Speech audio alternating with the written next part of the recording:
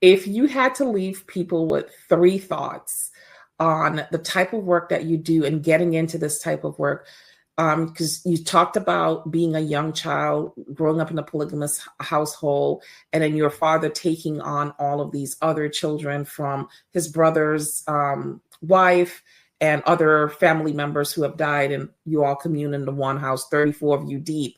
What would you tell people about getting into this work or seeing injustice in their communities and finding the bravery? Because it does take a level of, bravery to do this type of work, finding that and moving forward and doing something to enact change within their community.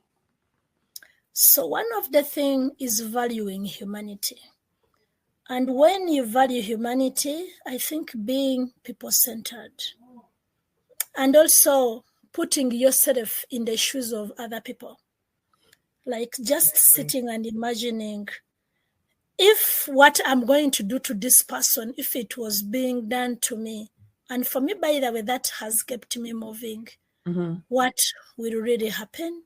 But also the issue of self-care. At the end of the day, as you support people, taking off time to do a reflection.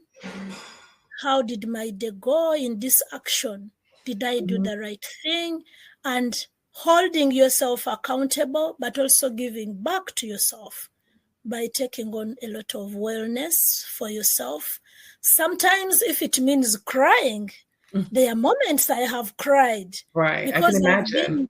With the kind of work that you do, I can see you breaking down, just going, another girl yet again, I can see that.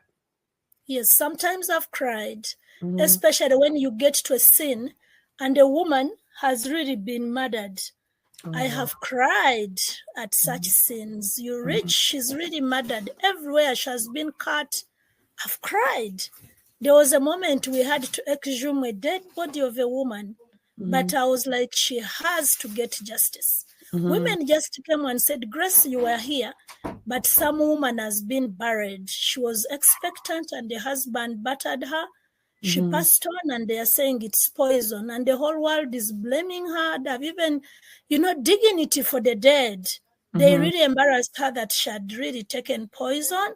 I was like, no way. We have to get police. They exhumed the body only to find a very deep cut on her head, her stomach. So that is how we changed the narrative and said, no, she wasn't murdered. So, sometimes even the moments you work, but get back home and you really mourn, you cry. For me, that is also part of self-care. But at the end of the day, doing what your heart wants. Yeah. It's really fulfilling. Yes. Yeah.